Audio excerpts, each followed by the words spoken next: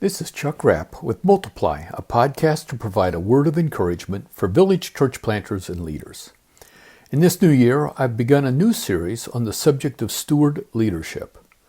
One author defines a steward as someone who manages resources belonging to another person in order to achieve the owner's objectives. In our context, we are managing resources provided by the Lord for our village church planting work. Our text for today's podcast is Luke chapter 13, verses 6 through 9. Then he, Jesus, told this parable. A man had a fig tree growing in his vineyard, and he went to look for fruit, but he didn't find any. So he said to the man who took care of the vineyard, "For 3 years now I've been coming to look for fruit on this fig tree and I haven't found any. Cut it down. Why should it use up the soil?"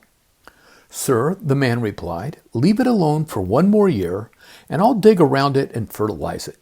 If it bears fruit next year, fine. If not, then cut it down."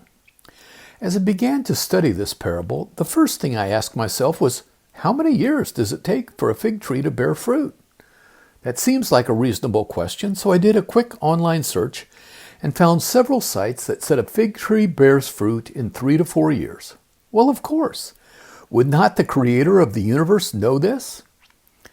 My point here is that the man in our parable, who represents God, expects that we bear fruit in the anticipated season, and so it is with us. He expects us and our ministry to bear fruit when we have reached a level of maturity where fruit is expected.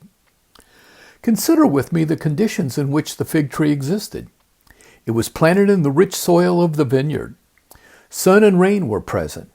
After the 3rd year, the caretaker of the vineyard dug up the soil surrounding the tree and fertilized it well. The tree enjoyed all the conditions necessary to produce fruit. Well, here are the 3 key lessons from this parable. First, God expects fruit in due season. He has provided all that is needed for fruit to be produced. Second, His patience and grace grant more time to produce, and He treats us in a similar way. And finally, ultimately, there is accountability for the absence of fruit. I close with this reminder from 2 Peter chapter 1 and verse 3.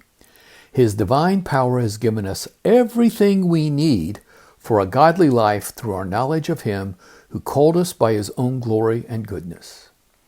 In our next episode, we will continue our study of steward leadership. This has been a word of encouragement for village church planters and leaders.